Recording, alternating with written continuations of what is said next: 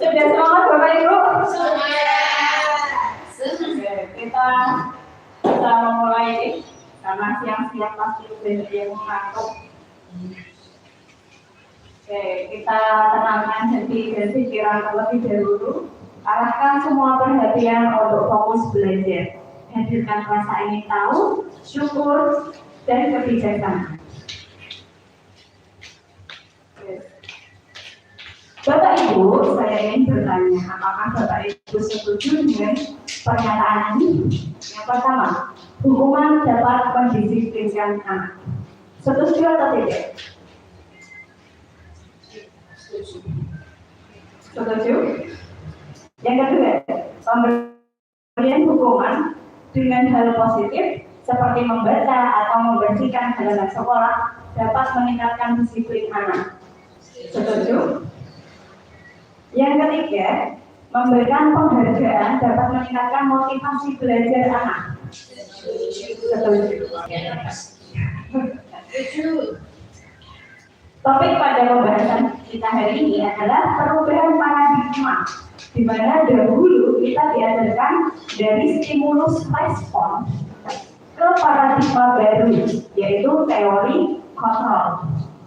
Yang kedua, kita akan belajar tentang disiplin positif, motivasi perilaku manusia, kebutuhan dasar manusia, restitusi 5 kontrol, posisi kontrol, dan keyakinan kelas serta restitusi segitiga. Oke. Untuk sebelum masuk ke sana, kita mau kasih buat permainan dulu. Kegiatan kepalan tangan. Monggo Bapak Ibu bisa saling mengepalkan tangan terlebih dahulu. Sekuat tenaga. Dan berikan kepalan tangan Anda kepada tangan Anda. Teman, ya, satu kelompok. Ada sebagai A, Anda sendiri, dan sebagai B, yaitu teman Anda. Jadi berjalan dulu, tidak apa-apa. Bu Elok sama Bu Bulan. Tangan sebanyak satu kok, yang dikepalkan hanya satu saja. Nah, si A atau Anda sendiri misalkan Bu Elok kerahkan genggaman Anda. Terus Bulan tugasnya melepas genggaman itu. Ya, kuatkan jangan, ya, yang menggenggam jangan sampai terlepas tangannya. Oke, bagaimana? Bisakah si pelepas ini melepaskan genggaman tangan tersebut? Harus sampai bisa. Harus sampai bisa. Tidak bisa, sorry. Dicoba lagi, ketika genggaman tersebut Anda menghendaki untuk boleh terlepas. Dicoba dulu. Ya, Anda menghendaki untuk melepaskannya. Akan mudah untuk melepaskan. Nah, hal tersebut adalah kontrol diri kita, di mana kita adalah pemimpin diri kita. Kita bisa mengontrol diri kita sendiri, bukan orang lain. Bukan orang lain. Hanya kita sendirilah yang bisa mengontrol diri kita sendiri. Oke. Nah, tadi orang yang menggenggam tangannya yang menggenggam tadi tidak akan mau melepaskan kalau dirinya tidak mau melepaskan. Meskipun itu dirayu, dibujuk, dikasih uang, dia tidak mau melepaskan kalau memang dirinya tidak mau. Maka itulah kontrol diri kita. Nah, itu adalah perubahan paradigmanya, di mana solusinya guru mengontrol murid. Yang kedua, ilusi kedua, kritik yang membuat orang merasa bersalah dapat mengeluarkan karakter. Yang ketiga, ilusi bahwa semua manusia, semua penguatan positif efektif dan bermanfaat. Ilusi bahwa orang dewasa memiliki hak untuk memaksa. Dan ini terjadi pada murid kita, anak didik kita, di mana mereka juga punya posisi kontrol terhadap dirinya sendiri, tidak dikontrol oleh guru. Dia punya hak sendiri untuk mengontrol dirinya sendiri, dan tidak dikeluarkan karakter dari gurunya saja, tapi memang kuat karakternya dari dalam dirinya sendiri, seperti itu. Nah, dari stimulus respon yang awalnya kita mencoba mengubah orang agar berpandangan sama dengan kita guru ingin anaknya sama dengan kita. Nah, sedangkan teori kontrol, kita berusaha memahami pandangan orang lain tentang dunia. Jadi bisa jadi orang yang berada di kita, pandangan kita itu berbeda dengan orang lain yang memandang dunia. Sama halnya anak-anak antara si A dan si B punya pandangan sendiri-sendiri yang berbeda. Yang kedua, perilaku buruk dilihat sebagai suatu kesalahan. Anak yang melakukan perilaku yang buruk seperti memukul, mengejek, itu adalah suatu kesalahan. Itu dari teori stimulus respon. Sedangkan dari teori kontrol, semua perilaku anak yang buruk ataupun baik itu memiliki suatu tujuan. Misalkan seorang anak memukul temannya, dia saat memukul pasti memiliki tujuan. Kenapa dia memukul? Ada anak yang ngantuk di kelas, pasti ada tujuan dan maksudnya. Kenapa anak itu bisa berperilaku demikian? Yang ketiga, orang lain bisa mengontrol saya. Itu dari stimulus respon. Sesuatu. Nah, sedangkan di teori kontrol, hanya Anda yang bisa mengontrol diri Anda. Sama halnya seperti genggaman tadi, ketika Anda menolak hal buruk, maka Anda tidak akan termasuk hal buruk tersebut. Tapi jika Anda membuka lebar pintunya untuk menerima hal buruk, maka Anda akan mengalami hal buruk juga. Yang keempat, saya bisa mengontrol orang lain. Nah, ini biasanya ada di paradigma guru zaman sekarang. Saya bisa mengontrol murid. Murid harus seperti yang saya inginkan. Nah, sedangkan di teori kontrol zaman yang terbaru itu, Anda tidak bisa mengontrol orang lain. Orang lain bisa mengontrol dirinya sendiri. Pemaksaan ada pada saat bujukan gagal. Ketika anak-anak ingin membaca Asmaul Husna, tidak mau Pak, tidak mau. Nah, itu tidak bisa berjalan dengan bujukan saja. Terus akhirnya guru memaksa anak, ayo maju didorong-dorong. Nah, itu masuk dalam pemaksaan, masih stimulus respon. Sedangkan di teori kontrol, kolaborasi dan konsensus menciptakan pilihan baru. Maksudnya, kolaborasi antar anak dan konsekuensi yang didapatkan anak.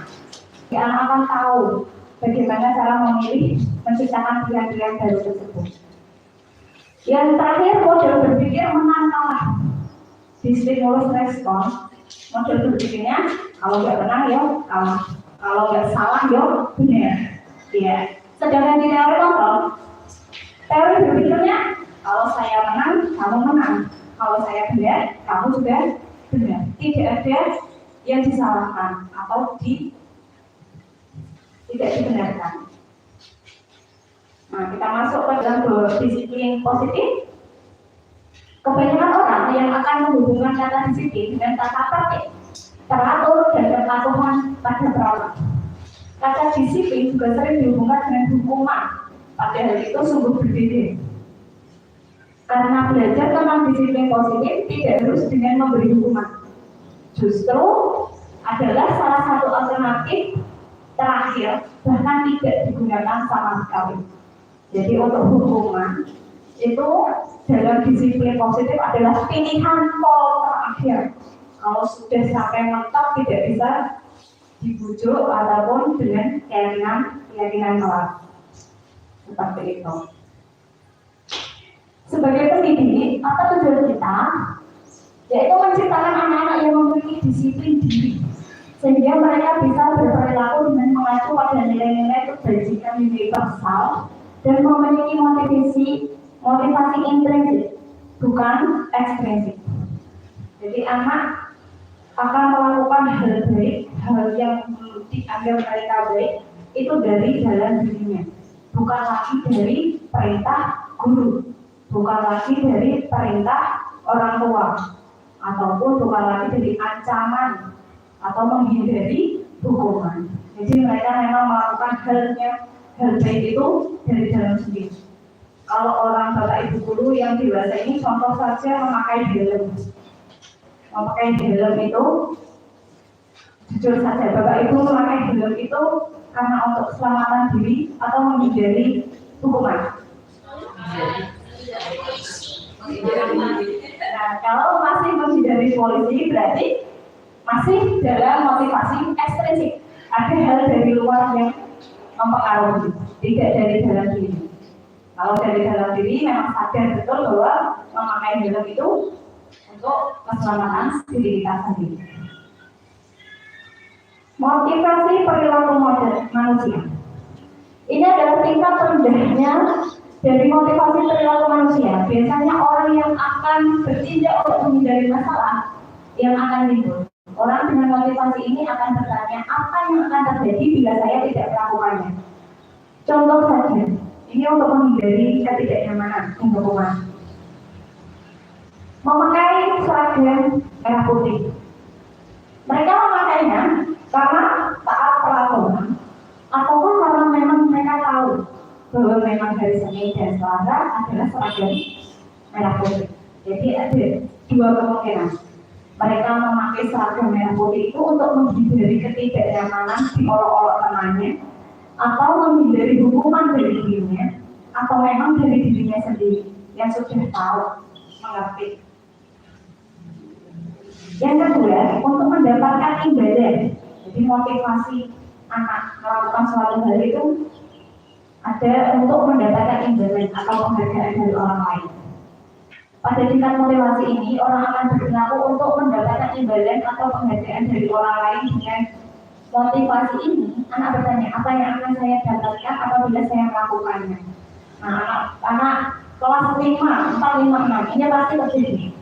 Dimana anak akan bertanya, Bu, kalau saya seperti ini, memangnya kenapa? Pasti ada pertanyaan seperti itu. Bu, kalau saya melakukan ini, atau tidak melakukan ini, saya akan mendapat apa? Contoh saja, mengerjakan PR. Kalau saya mengerjakan PR tepat waktu, apa yang akan saya dapatkan? Tentu dia mengharapkan nilai bagus. Nah, itu adalah motivasi mereka dari luar, yaitu mendapat imbalan, mendapat penghargaan. Yang ketiga, untuk menjadi orang yang merdeka.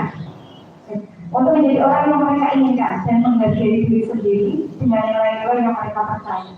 Mereka melakukan sesuatu karena nilai yang mereka yakini dan hargai, dan mereka melakukannya karena mereka ingin menjadi orang yang melakukan nilai-nilai yang mereka yakini tersebut. Ini adalah motivasi yang akan membuat seseorang memiliki disiplin positif karena motivasi perilakunya bersifat internal. Jadi memang dari dalam diri sendiri. Contoh realnya, anak membersihkan kelas atau membersihkan mejanya sendiri. Nah, anak yang membersihkan mejanya sendiri ketika ditanya, kenapa kamu membersihkan mejamu? Karena ingin menjadi orang yang bersih. Saya ingin jadi orang yang bersih. Saya ingin jadi orang yang seperti ini. Nah, itu berarti dia dari dalam dirinya sendiri. Nah, motivasi yang ketiga inilah yang sangat diharapkan dalam pembelajaran. Jadi mereka benar-benar ada motivasi dalam diri mereka untuk melakukan hal yang baik, disiplin positif adalah menanamkan motivasi.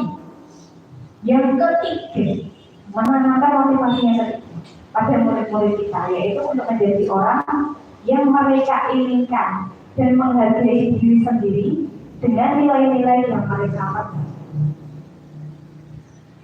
Nah, di dalam pembelajaran kita banyak sekali kebutuhan yang harus ada. Nah, wajib guru untuk mengetahui adalah kebutuhan dasar manusia. Karena sejak kecil kebutuhan ini sudah melekat dalam diri mereka. Kebutuhan dasar manusia adalah seluruh tindakan manusia memiliki tujuan tertentu. Semua yang dilakukan adalah usaha terbaik untuk mendapat apa yang kita inginkan. Ketika kita mendapat apa yang kita inginkan, sebetulnya saat itu kita sudah memenuhi salah satu atau lebih dari kebutuhan dasar kita, yaitu kebutuhan untuk bertahan hidup, kebutuhan kasih sayang serta rasa diterima, kebutuhan kebebasan, kesenangan, dan penguasaan. Yang pertama, kebutuhan bertahan hidup adalah kebutuhan yang bersifat fisiologis untuk bertahan hidup. Misalnya, kesehatan, rumah, dan makan. Komponen psikologis pada kebutuhan ini seperti kebutuhan perasaan aman. Nah, ini kebutuhan dasarnya bertahan hidup. Karena kalau kita aman, kita bisa bertahan hidup. Misalnya kita ada di hutan, pasti kita was-was ya. Pertahanan hidup kita juga dipertaruhkan. Yang kedua yaitu cinta dan kasih sayang. Kebutuhan anak untuk diterima. Kebutuhan ini ada 3 kebutuhan berikutnya adalah kebutuhan psikologis, kebutuhan untuk mencapai cinta, rasa mencintai dan memiliki, meliputi kebutuhan akan hubungan dan koneksi sosial, kebutuhan untuk memberi dan menerima kasih sayang, dan kebutuhan untuk merasa menjadi bagian dari satu kelompok. Anak-anak yang memiliki kebutuhan dasar kasih sayang dan rasa terima yang tinggi. Biasanya ini disukai dan diterima oleh lingkungannya. Mereka juga akrab dengan orang tua. Biasanya mereka belajar karena suka pada gurunya. Bagi mereka, teman sebaya sangat penting. Mereka juga biasanya suka bekerja dalam kelompok. Nah, ini sangat mendasar. Dari mulai kelas 1 sampai kelas 6 semua pasti memiliki kebutuhan ini, di mana dia merasa disayang, dibutuhkan dan diterima di kalangan teman-temannya serta kalangan yang ada di sekitar. Yang ketiga yaitu kebutuhan penguasaan atau penguasaan atas kemampuan. Kebutuhan ini berhubungan dengan kekuatan untuk mencapai sesuatu, menjadi kompeten, menjadi terampil, diakui atas prestasi dan keterampilan kita, didengarkan dan memiliki rasa harga diri.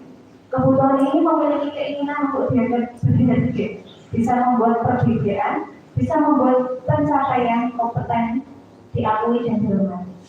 Contoh kecilnya untuk kebutuhan penguasaan ini maksudnya adalah ketika kita punya anak didik, dia mendapat nilai yang di atas rata-rata dari teman-temannya. Nah, dia pasti ada yang istilahnya memperlihatkan, atau anak-anak kita sendiri memperlihatkan, Bapak, aku dapat nilai 100.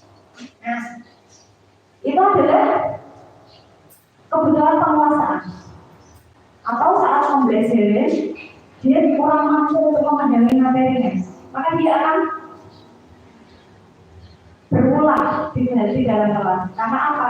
Karena dia tidak mendapatkan kebutuhannya, yaitu penguasaan tentang materi tersebut. Maka dia akan berulang. Yang keempat, kebebasan adalah kebutuhan anak akan kemandirian, otonomi, memiliki pilihan dan mampu mengendalikan arah hidup kesenangan seseorang. Yang kebebasan ini biasanya ada anak yang suka lari-lari di dalam kelas, ada anak yang suka keluar, sering izin keluar. Nah, ini adalah kebutuhan kebebasan anak. Jadi anak itu ingin melakukan apa yang mereka anggap senang. Bahkan diri kita sendiri juga sama.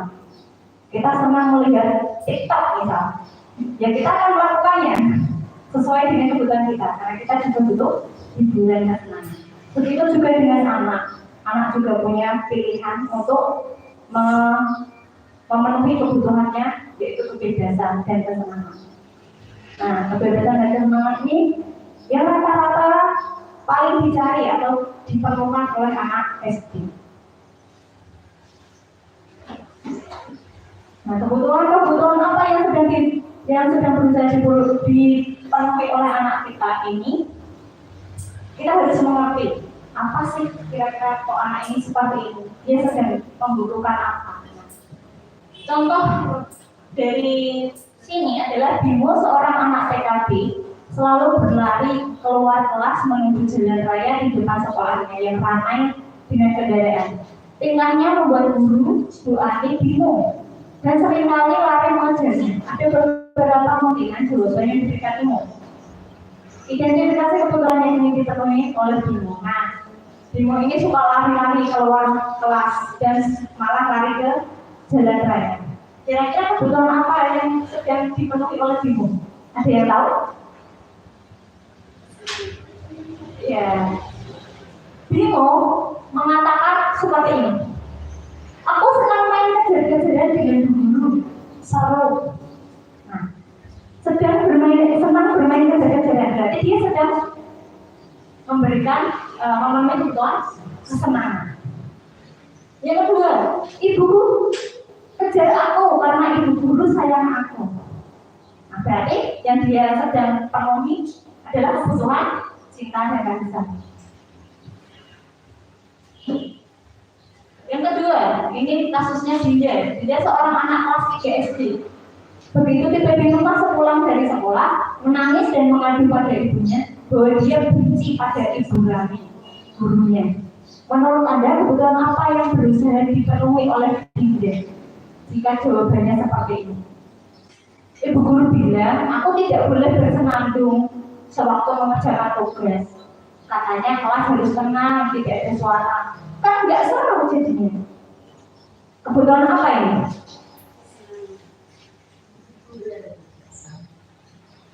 Ya, ini adalah kebutuhan kebebasan. Yang selanjutnya, ibu guru tidak menyapaku hari ini, padahal aku pakai jepit rambut.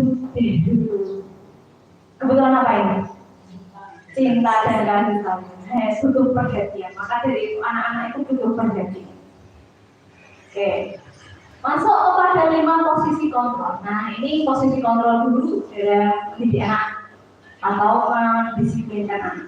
Yang pertama, kontrol dulu adalah penghukum, pembuat rasa bersalah, teman, pemantau, dan manajer. Apa itu? Posisi kontrol penghukum adalah seseorang menghukum bisa menggunakan fisik ataupun verbal. Contohnya, dihukum seperti kamu lari lapangan muter-muter. Nah, itu secara fisik ya. Untuk verbalnya dengan kata-kata yang agak kasar. Dasar anak nakal, dan kata orang berani. Nah, itu juga menghukum. Nah, posisi kontrol menghukum ini akan membuat harga diri anak terluka.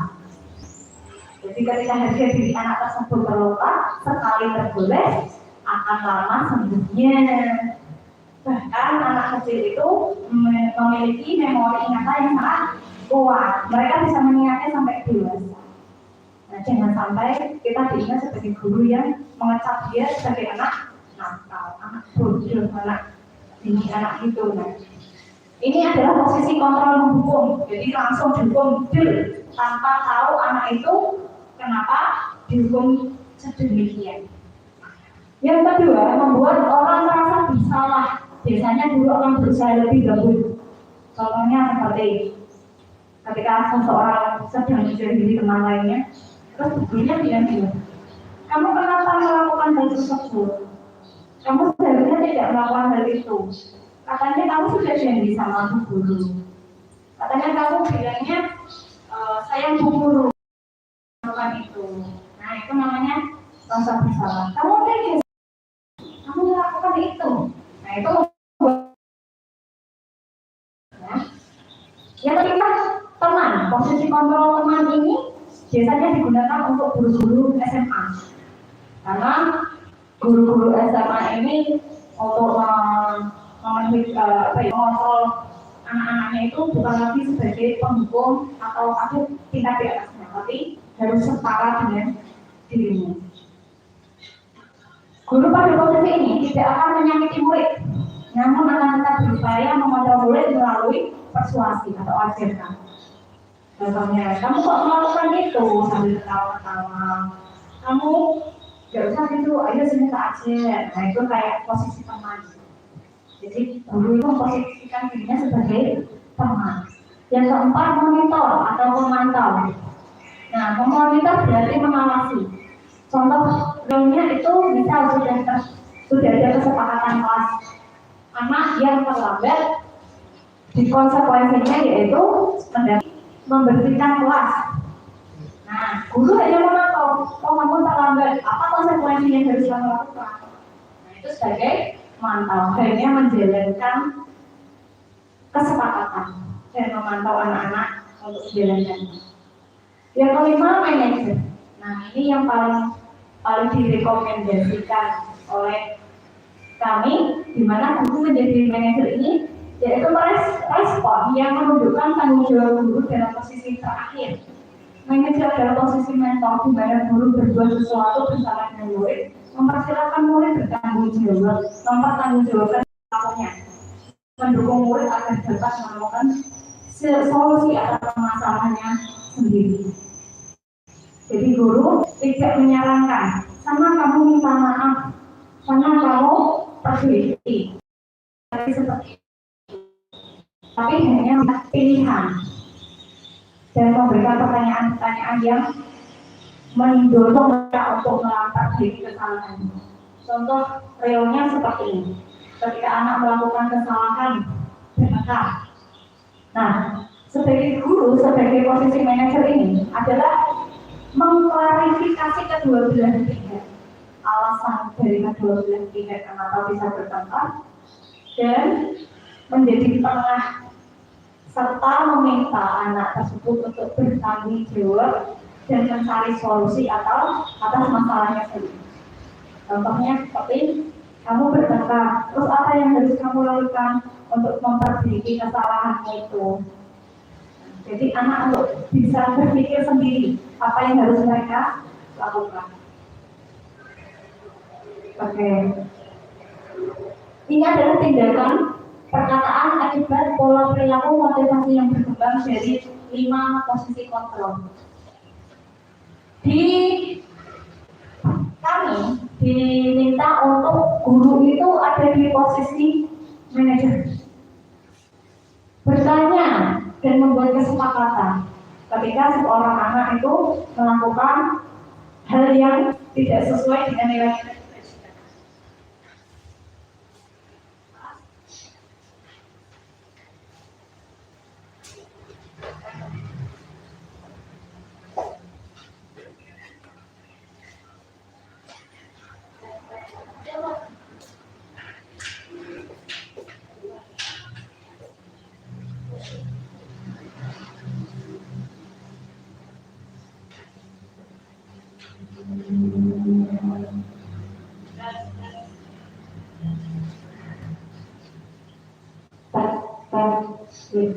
Terima kasih. Oke, guru diminta untuk berada di posisi manajer. Ketika terjadi sebuah permasalahan antar anak atau pada seorang anak, maka di posisi manajer inilah yang posisi yang terbaik kita sebagai orang tua ataupun sebagai guru, di mana kita disarankan untuk mengatakan seperti ini, apa sebenarnya yang harus kita lakukan hal tersebut, apa alasanmu melakukan hal tersebut, yang selanjutnya apa yang bisa saya lakukan untuk memperbaiki, ini akibatnya. Jadi anak tersebut diminta untuk melakukan sesuatu untuk memperbaiki kesalahan yang dia lakukan. Dan pola perilaku yang terbentuk yaitu disiplin dari dalam diri, bukan dari luar. Nah, maka yang terbentuk dalam diri anak adalah motivasi dari dalam diri. Jadi halnya manajer ini adalah tatap muka dari hati ke hati anak-anak dan guru. Jadi tidak ada orang lain yang tahu ketika guru memberikan pertanyaan-pertanyaan dan memberikan pendekatan kepada anak. Posisi pengawas ini adalah posisi yang sudah bagus, tapi lebih disarankan manajer itu. Di sini memantau dan mencatat apa perilaku anak. Kalau ini harus biasa dilakukan guru. Kamu sudah tahu aturannya kan? Nah, itu pertanyaan yang dikeluarkan seperti itu. Kamu sudah tahu aturannya hari Senin merah putih. Nah ketika guru bertanya seperti itu berarti guru berada di posisi yang memantau. Murid mempertanyakan konsekuensi perbuatannya. Kalau saya pakai baju batik di hari Senin, apa yang harus saya dapatkan? Apakah hukuman, apakah kemudian, apakah yang lain? Yang akan terbentuk di pola pikir mereka akan seperti itu. Orientasi pada ganjaran dan hadiah tadi. Mereka akan berpikir, saya pakai batik hari Senin tuh dapat hukuman atau dapat apa? Nah, yang terbentuk adalah motivasi ekspresi. Jadi bukan asli dari dalam diri. Nah untuk yang 1, 2, dan 3, guru tidak disarankan untuk SD menghukum, membuat rasa salah, dan teman. Untuk teman, ini kata-kata yang bisa keluar dari Bapak Ibu adalah lakukan demi bapak, lakukan demi ibu. Kamu jadi anak baik itu demi ibu, kamu jadi anak baik itu demi ayah. Membuat rasa bersalah yaitu bapak dan ibu kecewa sama kamu, kecewa karena perbuatanmu. Kalau orang tuamu tahu bagaimana, seharusnya kamu tahu orang tuamu pasti sedih. Nah ini mereka membuat rasa bersalah timbul dalam hati mereka. Jadi mereka tidak akan ada rasa percaya diri. Rasa percaya diri itu timbul tenggelam. Nah, sedangkan untuk penghukum ini yang lebih ekstrim ya. Jadi tidak mau memikirkan alasan anak itu apa, tapi langsung dihukum.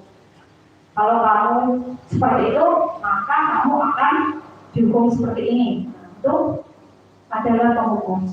Dan penghukum ini adalah posisi yang sama sekali tidak disarankan. Karena penghukum ini dapat melukai diri anak, harga diri anak. Melukai harga diri anak. 2 sampai 11 teringat-ingat dunia. Itu deh. Selanjutnya, nah ini adalah contoh video posisi kontrol. Bisa dilihat bersama.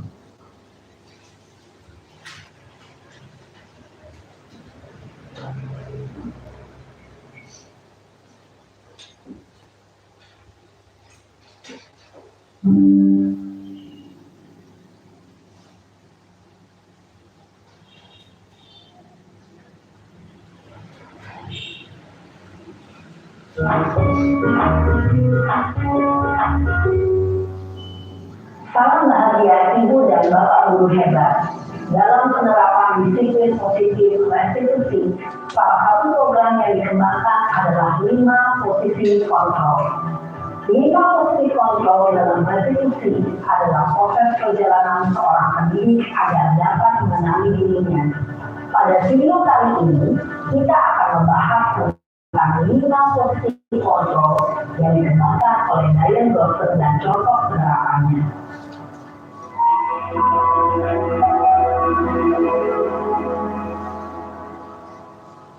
5 posisi kontrol itu adalah 1. Posisi penghukum, 2. Posisi pembuat merasa bersalah, 3. Posisi teman, 4. Posisi pemantau atau monitor, dan 5. Posisi manajer.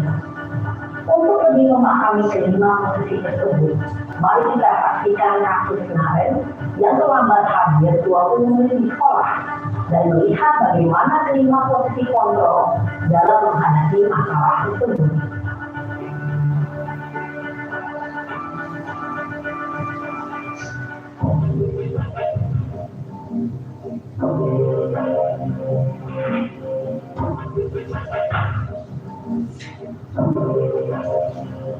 Naren! Sini kamu! Selamat pagi, Bu. Selalu terlambat. Kamu deh, pasti terlambat. Maaf, Bu. Saya Apa? Apa coba? Alasan kamu apa lagi? Kapan sih kamu tidak terlambat? Malah sekali ya kamu jadi anak. saya Dasar pemalas. Gak kapok-kapok sih kamu. Sudah berapa kali terlambat? Sana, kamu keliling lapangan basket 2 kali. kenapa saya harus kehilangan basket, Bu? Kenapa? Kamu malah ibu. Berani-beraninya jawab. Sudah terlambat, masih berani jawab pula. Sekarang, keliling lapangan basket 5 kali sekalian. Biar kapok. Cepat. Pergi sana ke lapangan basket. Posisi penghukum biasanya berbicara dengan nada tinggi, menghardik, menunjuk-nunjuk, menyakiti, dan menyindir. Hukuman bisa berupa fisik maupun psikis. Ibu dan bapak guru hebat. Dampak yang terjadi pada murid ketika guru berada pada posisi penghukum adalah murid cenderung akan memberontak, bahkan menyimpan dendam.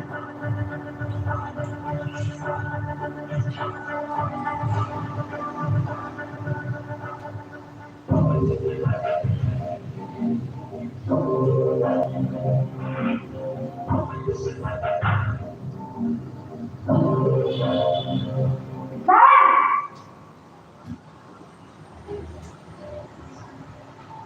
Selamat pagi, Bu. Naren, kamu kenapa terlambat lagi, nak? Ya Tuhan, Naren, kamu benar ya bikin ibu susah ya? Kalau kamu terlambat lagi, nanti ibu yang ditegur bapak kepala sekolah, nak. Disangka ibu tidak bisa membina kamu. Duh, gimana ini? Maaf, Bu. Duh, Gusti Naren, kamu suka ya kalau ibu tegur bapak kepala sekolah? Terus, sekarang ibu harus tulis apa ya di buku absen? Ini kamu sudah sering terlambat loh. Ibu tulis apa coba? Maaf, Bu. Maaf sekali. Ya sudah, lain kali jangan bikin ibu susah lagi anak ya. Ibu tidak akan kuat lagi kalau kamu gini terus. Bisa jantungan kalau ibu ditegur bapak kepala sekolah. Sana cepat, kelas. Maaf ya, Bu. Maaf sekali. Posisi pembuat rasa bersalah berbicara dengan nada tenang, cenderung lembut. Namun kata-kata yang diutarakan membuat murid merasa menjadi orang yang gagal. Memandang buruk dirinya sendiri, merasa tidak berharga, dan tidak sanggup membahagiakan orang lain. Ketika guru mengambil posisi pembuat rasa bersalah, murid akan menganggap dirinya yang bersalah dan ia akan menyimpan emosi negatif tersebut di dalam dirinya.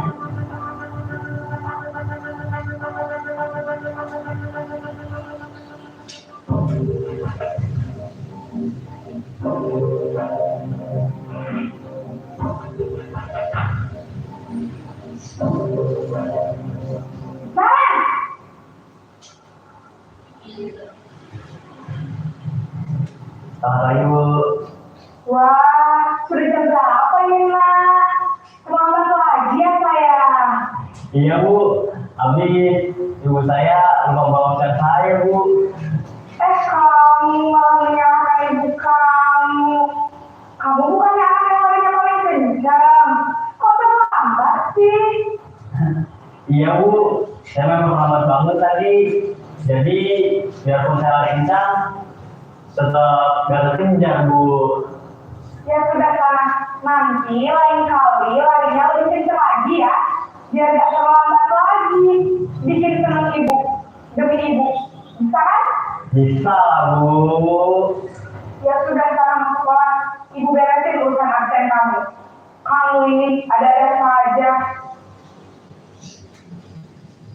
Dalam posisi teman, guru berbicara dengan nada suara ramah, akrab, cenderung berpindah gurau untuk menjaga suasana tetap santai. Murid akan merasa senang, aman, dan akrab dengan guru. Identitas yang tercipta adalah identitas sukses atau berhasil. Namun, perlu diingat, karena ini masih dorongan eksternal, maka ada faktor ketergantungan dari murid kepada orang lain. Di sini, guru absennya, murid bisa berperilaku baik, namun hanya kepada orang-orang tertentu saja.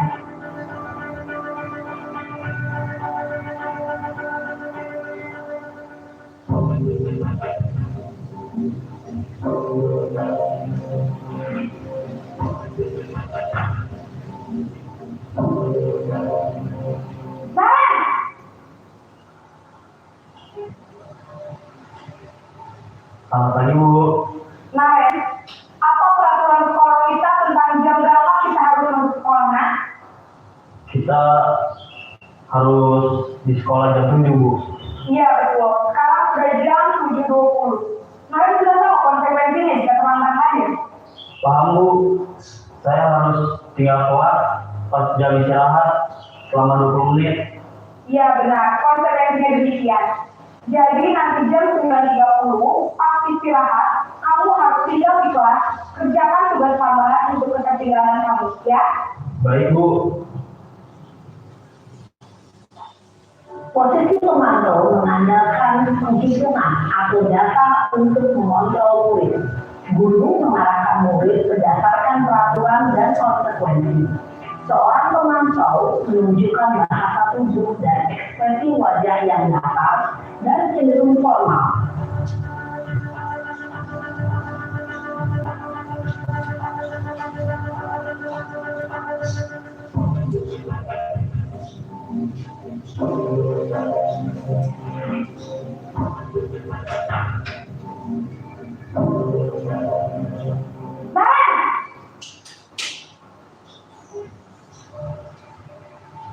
Selamat pagi, Bu. Selamat pagi, Naren. Maaf, Bu. Saya terlambat. Iya, sekolah masuknya jam 7, sekarang sudah jam 7.20. Jadi sekarang bagaimana ini, Naren? Maaf, Bu. Saya lupa set alarm saya semalam. Baiklah, menurut kamu, keyakinan sekolah yang mana yang perlu kamu tingkatkan? Menghargai diri sendiri dan orang lain mungkin, ya, Bu. Setuju. Jadi, apakah Naren meyakini prinsip saling menghormati tersebut? Iya, Bu. Saya meyakininya. Apakah Naren bersedia memperbaiki masalah keterlambatan ini? Bersedia, Bu. Bagaimana kamu akan memperbaiki masalah keterlambatan ini? Saya akan coba untuk tidak lupa menyetel alarm saya, Bu. Baik, kalau Naren pemerintah di rumah, ada orang yang kira-kira bisa bantu mengingatkan tidak? Ada, Bu. Kakak saya, Kak Emma. Ada lagi selain Kak Emma? Selain Kak Emma, ada ibu saya. Baik, jadi yang mengingatkan Naren adalah Kak Emma dan ibu kamu, ya? Kira-kira akan mulai alarm kapan nih, Naren? Setelah pulang sekolah, akan segera saya lakukan. Baik, jadi Naren akan setel alarm untuk bangun besok pagi dan akan diingatkan oleh kakak dan ibunda Naren, ya? Ada lagi yang mungkin perlu dilakukan, Naren, agar tidak terlambat bangun lagi? Tidak ada, Bu. Baik, Naren. Terima kasih untuk kerjasama kamu. Sekarang kamu baru kembali ke kelas untuk belajar. Baik, Bu. Terima kasih. Posisi manajer adalah posisi kontrol yang disarankan untuk membimbing murid memiliki sikap disiplin yang positif, yaitu murid yang mandiri, bertanggung jawab, dan dapat memecahkan masalah. Tujuan dari posisi ini adalah agar murid dapat berefleksi atas tindakannya. Guru akan dengan tulus memberikan pertanyaan-pertanyaan bermakna, sehingga membuat murid dapat belajar dari kesalahannya dan mencari sebuah solusi untuk menyelesaikannya. Ibu dan bapak guru hebat, setelah mengamati adegan 5 posisi kontrol tadi, kira-kira posisi mana yang paling ideal? Posisi mana yang dapat menunjang motivasi intrinsik murid? Ya, tentu posisi manajer. Posisi ini memang posisi ideal yang ingin disetujui setiap pendidik. Pada posisi inilah, guru dapat menerapkan disiplin positif yang berpihak pada murid, yang memerdekakan murid. Perjalanan seorang pendidik tentunya tidak mudah untuk sampai pada posisi seorang manajer. Namun, tujuan kita pasti, yaitu menciptakan murid-murid yang mandiri, merdeka, dan bertanggung jawab. Semoga penggambaran 5 posisi kontrol yang telah diperlihatkan ini dapat menjadi ajar refleksi bagi kita semua, agar dapat terus mengasah dan menerapkan disiplin positif yang memerdekakan murid. Mari terus berlatih dan bersemangat. Selamat menerapkan. Salam dan bahagia, Ibu dan Bapak Guru hebat. Dalam 5 posisi kontrol yang sudah dicontohkan ya secara langsung oleh ibu guru dan muridnya. Nanti kita sebagai guru, posisi kontrol yang disarankan adalah manajer, di mana kita membentuk disiplin anak itu memang dari dalam dirinya, tidak lagi karena faktor-faktor dari luar. Oke, kita masuk ke dalam keyakinan kelas. Mengapa tidak peraturan saja? Mengapa harus keyakinan kelas? Mengapa kita memiliki peraturan harus menggunakan helm bila mengendarai kendaraan roda 2? Mengapa kita memiliki peraturan 3M menggunakan masker, mencuci tangan dan menjaga jarak? Mengapa kita memiliki peraturan harus datang tepat waktu pada saat mengikuti pelatihan? Untuk mendukung motivasi intrinsik, kembali ke nilai-nilai dan keyakinan-keyakinan yang lebih menggerakkan seseorang dibandingkan mengikuti serangkaian peraturan. Kalau kata Pak Umum, peraturan ada untuk dilanggar ya Pak ya. Ya, kalau peraturan itu lebih menekan ya.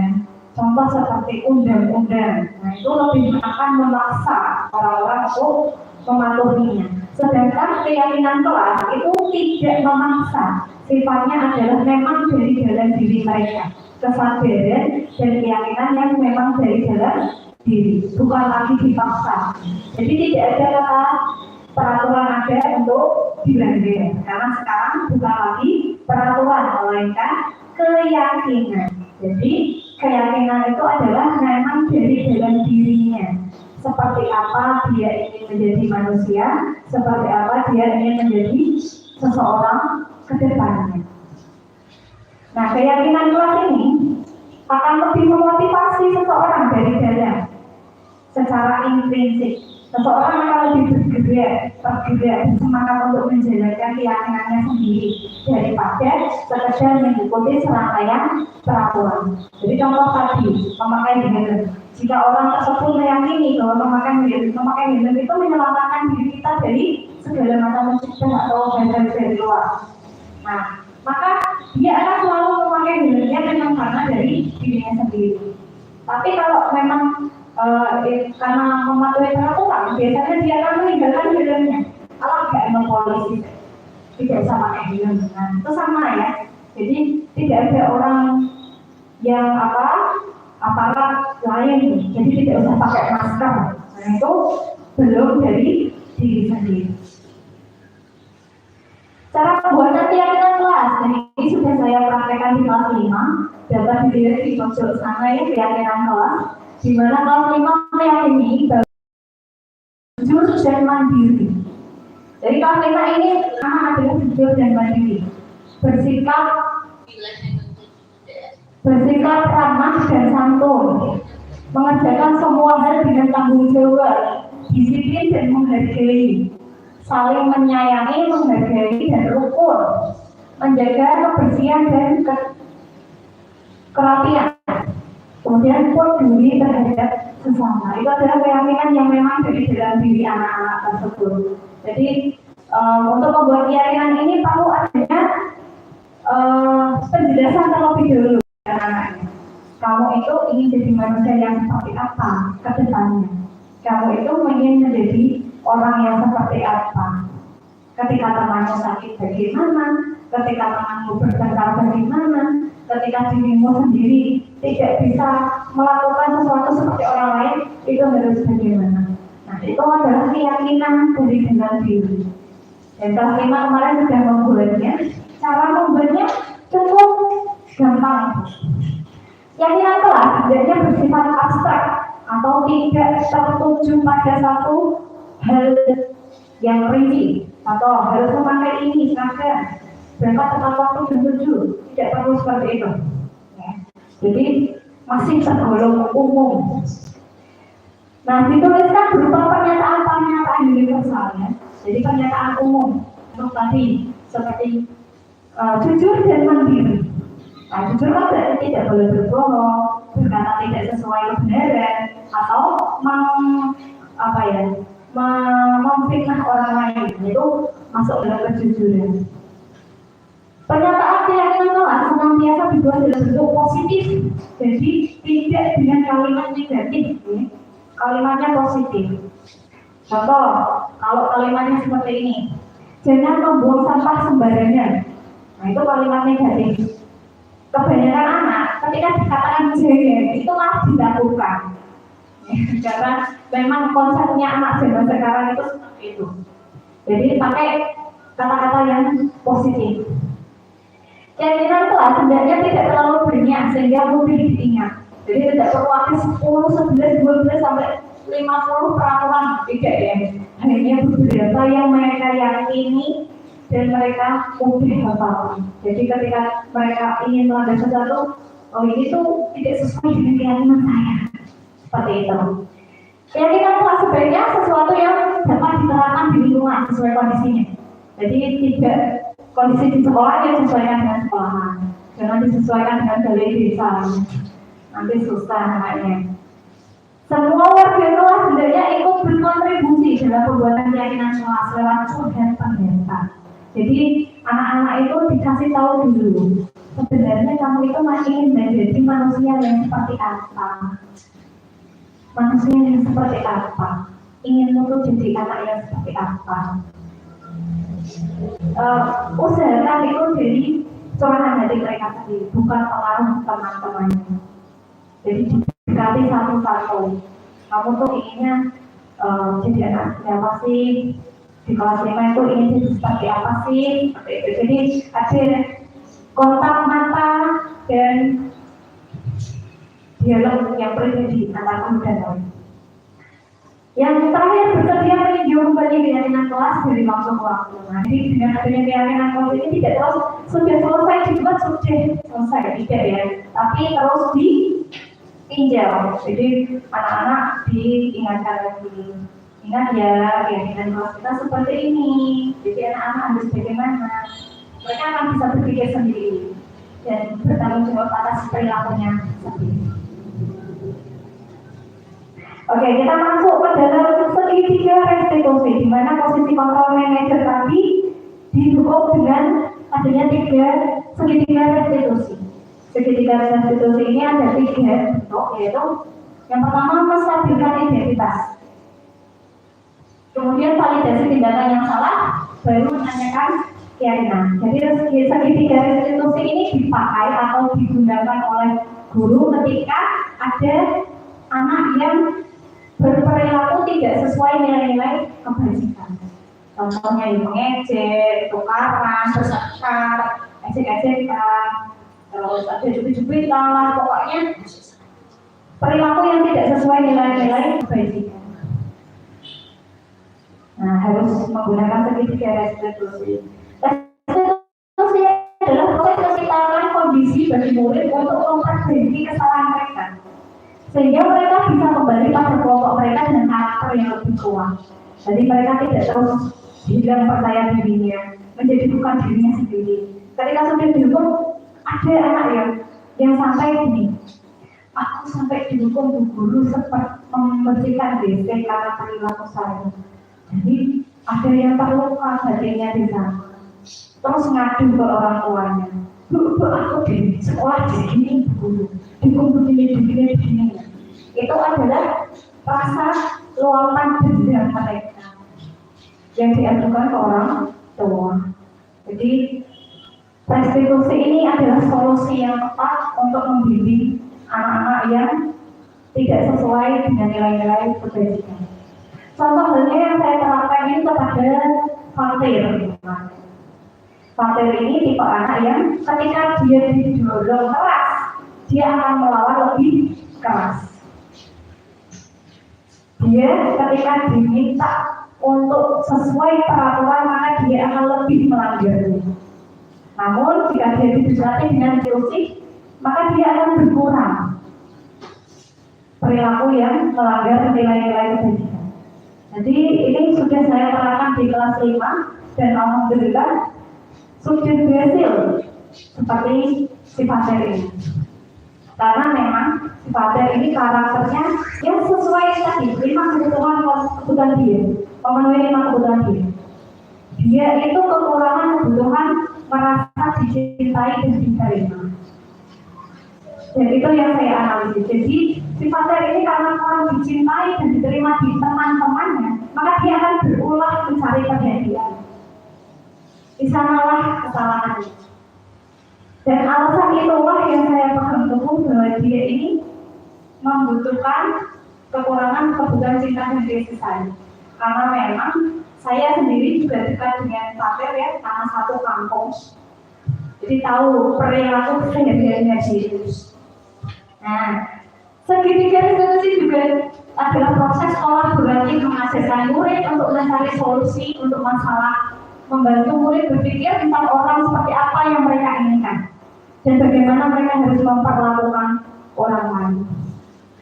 Ada beberapa anak di kelas 5 yang ingin cita-cita ingin jadi guru kayak Bu Ani. Nah, saya tanya, kok kamu ingin jadi guru, kenapa?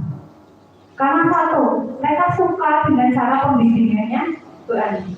Jadi ya seperti itu, tidak dengan langsung hukuman ketok bel, kamu seperti ini harus begini, tidak. Tapi dengan restitusi tadi, tanyakan dulu alasannya, kenapa kamu seperti ini, didekati dari hati ke hati. Pasti mereka akan punya pertanggungjawaban atas perilaku mereka, dan mereka akan sadar, oh ternyata aku salah, jadi aku harus begini, aku ingin jadi orang yang seperti ini, seperti itu ya. Jadi segitiga restitusi ini manfaatnya adalah membantu murid menjadi lebih memiliki tujuan, disiplin positif dan memulihkan dirinya setelah berbuat salah. Jadi di sini nanti ada step-stepnya ya. Tujuannya menjadi orang yang menghargai nilai-nilai kebajikan yang mereka percaya. Ciri-ciri restitusi yang membedakan dengan program disiplinasi lainnya adalah restitusi bukan untuk menebus kesalahan, melainkan untuk belajar dari kesalahan. Setelah mereka melakukan kesalahan, tidak terus diijoli dengan melakukan kebaikan, tapi dia belajar dari kesalahan itu. Kemudian restitusi memperbaiki hubungan. Jadi hubungannya dengan orang yang merasa dia sakiti akan berbaik kembali lagi. Restitusi adalah tawaran, bukan paksaan. Restitusi menuntut untuk melihat kebenaran diri. Restitusi mencari kebutuhan dasar yang berdasar kegiatan. Restitusi diri adalah cara yang paling baik. Restitusi fokus pada karakter bukan tindakan. Restitusi menguatkan, fokus pada solusi dan mengembalikan diri murid yang berbuat salah agar kembali percaya diri ke dalam kelompok. Nah, segitiga restitusi ini ada 3 tahapan. Yang pertama, menstabilkan identitas. Jadi ketika anak sudah melakukan kesalahan, misalnya namanya bunyok. Nah, guru tidak boleh langsung menyalahkan, kamu anak gendil, kamu anak nakal. Tidak boleh seperti itu. Tapi guru harus menanyakan dulu, menstabilkan identitasnya dulu. Jangan langsung disalahkan. Stabilkan dulu. Setiap orang pernah mengalami hal yang demikian. Dulu guru juga sama, pernah melakukan kesalahan. Atau ketika mereka marah-marah di dalam kelas, ada pasti ya, ketika anak itu marah sama temannya, ditanya dulu kenapa marah. Terus ketika dia memberikan jawaban alasan dia marah, nah, Anda tidak boleh langsung menyalahkan, oh kamu salah, nggak boleh seperti itu, tidak ya. Tapi stabilkan dulu identitasnya. Oh, pantas kalau kamu marah. guru juga akan marah jika seperti itu. Nah, itu distabilkan dulu. Kembalikan kepercayaan diri mereka kepada kata-kata dari guru. Ketika dia sudah kembali percaya, maka validasi tindakan yang salah. Apakah benar kamu sudah memukul temanmu? Benar, dia pasti akan menjawab karena sudah stabil percayaan diri mereka. Kenapa kamu memukulnya? Baru dia akan bisa menceritakan. Nah, yang ketiga adalah menanyakan keyakinan. Jadi setelah dia mengungkapkan apa yang salah dalam dirinya, maka menanyakan keyakinan adalah terakhirnya. Kamu tahu nggak, tindakanmu itu sudah tidak sesuai dengan keyakinan kelas kita. Keyakinan apa kira-kira? Tanyakan kepada mereka. Maka mereka akan memahami sendiri. Oh, saya memukul teman, berarti saya tidak rukun dengan temanku. Nah, dia akan tahu. Terus kalau kamu tidak rukun dengan temanmu, apa yang harus kamu lakukan? Temanmu sudah sakit. Apa pertanggungjawaban yang bisa kamu lakukan? Jadi tanyakan kepada mereka untuk cari solusinya sendiri. Tidak lagi diarahkan, tapi suruh mereka untuk mencari solusinya sendiri. Bertanggung jawab dirinya sendiri kepada tindakan yang dia lakukan sendiri. Seperti itu. Nah, ini adalah contoh